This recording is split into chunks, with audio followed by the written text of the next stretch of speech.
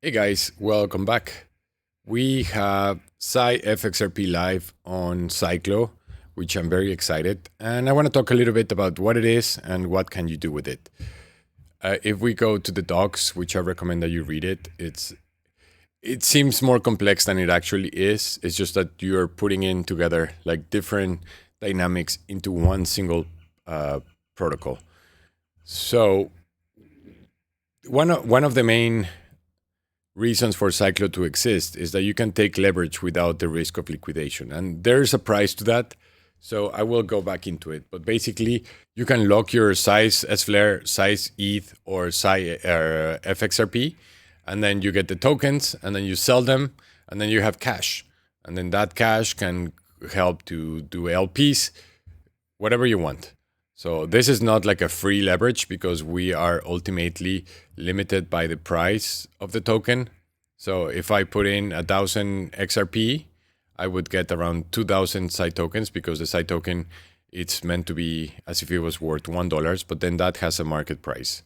So if I weren't to mint 1,000 XRP right now, I would potentially be able to get around, like $1,000. The thing is that if the liquidity is not there with $1,000 right now, you might move the price too much. So that's something to be aware. I will talk about it. So what I'm doing is that I have debt on loans on Enosys, and that one does have a risk of liquidation. So I've been trading this slowly where I mint my CyFXRP and then I sell some and then I've been paying back that CDP. That way, this might be locked for years. I don't know. I don't know what's going to happen on the price of FXRP, but at least I know that I can have some debt that is not going to be liquidated no matter what.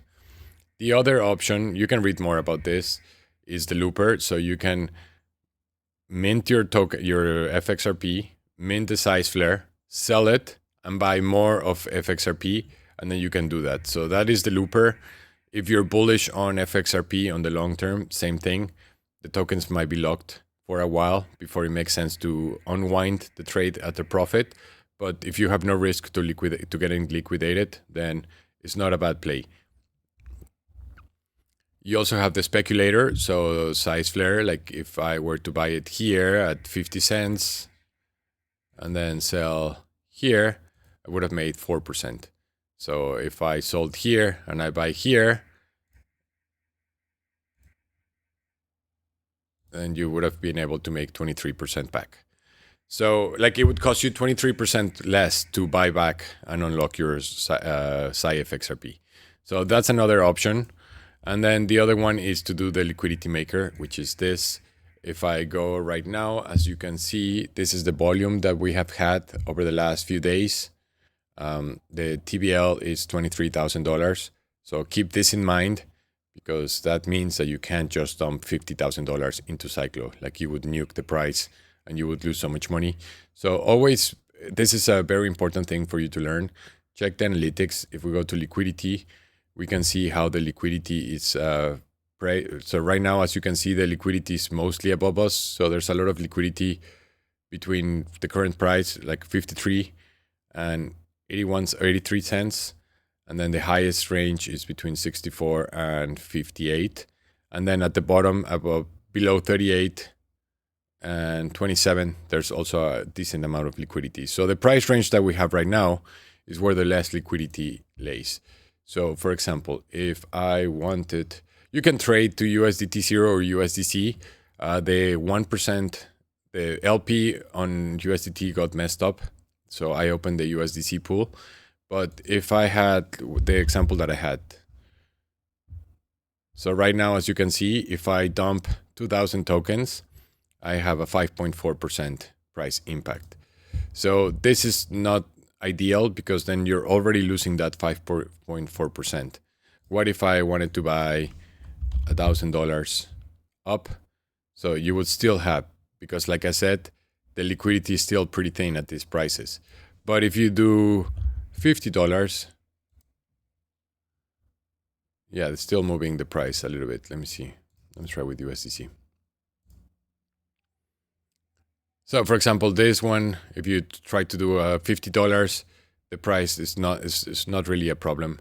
So the higher the liquidity, as I showed you in the other page, the more it is. So this protocol is not a protocol on demand, and I think that is the part that you have to understand, that a lot of things are not something that you just do any day and that's it. A lot of these protocols are things that if you're paying attention, you're like, oh, now is a good time to do this. Sometimes it's a better time to do other things.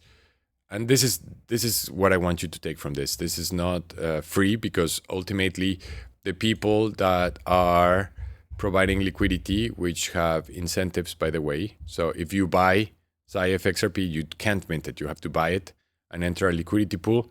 As long as you're in range, there is tokens that are eligible for RFLR rewards. This number is ridiculously high. It's going to go down. But even on size SFLR and size ETH, still the returns are pretty good. So I expect this to go down to the 200s at some point. But it's not a bad opportunity. If this, like, I know people that bought size ETH at a much higher price, but after a year they doubled their money because they were just on the, like, holding it, and the returns were pretty good. Same thing.